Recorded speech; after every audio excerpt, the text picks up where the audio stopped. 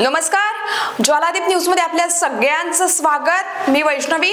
महत्त्वाची बातमी अकोला येथून पाहूया। कारवाई करणे प्रलंबित असून आपल्या कामाच्या जबाबदारीत कर्तव्यात दिरंगाई करण्यात असलेले संपूर्ण अकोला जिल्ह्यात समोर असल्याचे चित्र पाहायला मिळते आहे। सूत्रांच्या माहितीनुसार 5/12/2024 रोजी सर्व अकोला जिल्हा पोलीस स्टेशन कारवाई प्रलंबित बाबतची यादी हातात लागली असून त्या यादीमध्ये पहिल्या नंबरवर civil line police station Akola आहेत। एकूण प्रलंबित 328 समन्स वॉरंटवर अर्ज कारवाई करणे प्रलंबित असल्याचे आहे।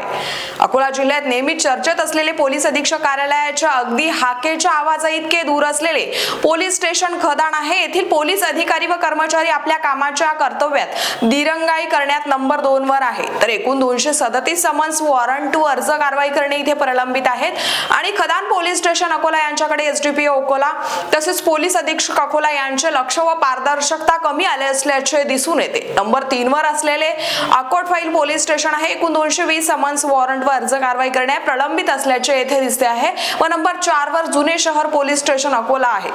एकूण 202 समन्स वॉरंट इथे आहे। तसेच सदर पोलीस स्टेशनचे अधिकारी व कर्मचारी आपल्या कामाची जबाबदारी व कर्तव्याकडे दुर्लक्ष करत असल्याचे चित्र इथे पाहायला मिळते आहे। अकोला शहरातील प्रत्येक पोलीस स्टेशनच्या भागात गुन्हेगारी, अवैध धंदे, वरली मटका, जुगार, दादागिरी व हत्येचे प्रमाण मोठ्या प्रमाणात वाढले असल्याचे चित्र इथे पाहायला मिळते। सर्व गोष्टींकडे विभागात स्तरावरील पोलीस प्रशासनातील अधिकारी तसेच पोलीस महासंचालक मुंबई व गृहमंत्री मुंबई महाराष्ट्र यांनी अकोल्यातील संबंधित पोलीस स्टेशनकडे गांभीर्याने व जातीने लक्ष घालणे खूप गरजेचे आहे।